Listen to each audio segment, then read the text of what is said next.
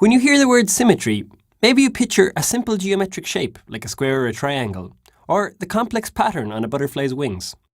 If you're artistically inclined, you might think of the subtle modulations of a Mozart concerto, or the effortless poise of a prima ballerina. When used in everyday life, the word symmetry represents vague notions of beauty, harmony, and balance. In math and science, symmetry has a different and very specific meaning. In this technical sense, a symmetry is the property of an object. Pretty much any type of object can have symmetry, from tangible things like butterflies to abstract entities like geometric shapes. So, what does it mean for an object to be symmetric?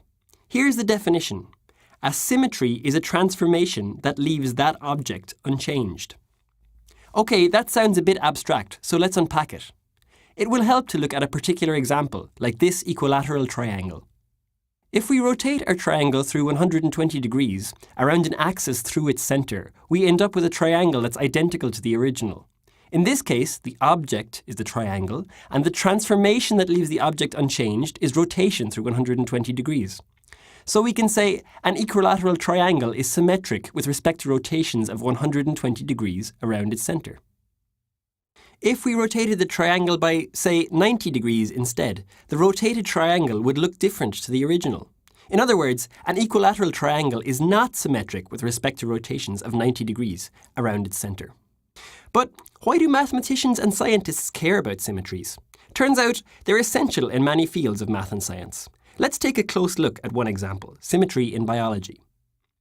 You might have noticed that there's a very familiar kind of symmetry we haven't mentioned yet, the symmetry of the left and right sides of the human body. The transformation that gives this symmetry is reflection by an imaginary mirror that slices vertically through the body. Biologists call this bilateral symmetry. As with all symmetries found in living things, it's only approximate, but still a striking feature of the human body. We humans aren't the only bilaterally symmetric organisms. Many other animals, foxes, sharks, beetles, that butterfly we mentioned earlier, have this kind of symmetry, as do some plants like orchid flowers. Other organisms have different symmetries, ones that only become apparent when you rotate the organism around its centre point. It's a lot like the rotational symmetry of the triangle we watched earlier, but when it occurs in animals, this kind of symmetry is known as radial symmetry. For instance, some sea urchins and starfish have pentaradial or fivefold symmetry. That is, symmetry with respect to rotations of 72 degrees around their centre. This symmetry also appears in plants, as you can see for yourself by slicing through an apple horizontally. Some jellyfish are symmetric with respect to rotations of 90 degrees, while sea anemones are symmetric when you rotate them at any angle. Some corals, on the other hand, have no symmetry at all. They are completely asymmetric. But why do organisms exhibit these different symmetries? Does body symmetry tell us anything about an animal's lifestyle? Let's look at one particular group, bilaterally symmetric animals. In this camp, we have foxes, beetles, sharks, butterflies, and of course, humans. The thing that unites bilaterally symmetric animals is that their bodies are designed around movement. If you want to pick one direction and move that way, it helps to have a front end, where you can group your sensory organs, your eyes, ears, and nose. It helps to have your mouth there too, since you're more likely to run into food or enemies from this end.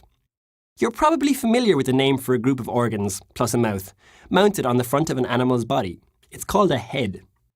Having a head leads naturally to the development of bilateral symmetry. And it also helps you build streamlined fins if you're a fish, aerodynamic wings if you're a bird, or well-coordinated legs for running if you're a fox. But what does this all have to do with evolution? Turns out biologists can use these various body symmetries to figure out which animals are related to which. For instance, we saw that starfish and sea urchins have fivefold symmetry. But really, what we should have said was adult starfish and sea urchins. In their larval stage, they're bilateral, just like us humans.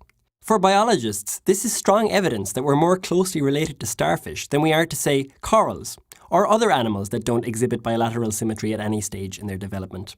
One of the most fascinating and important problems in biology is reconstructing the tree of life, discovering when and how the different branches diverged.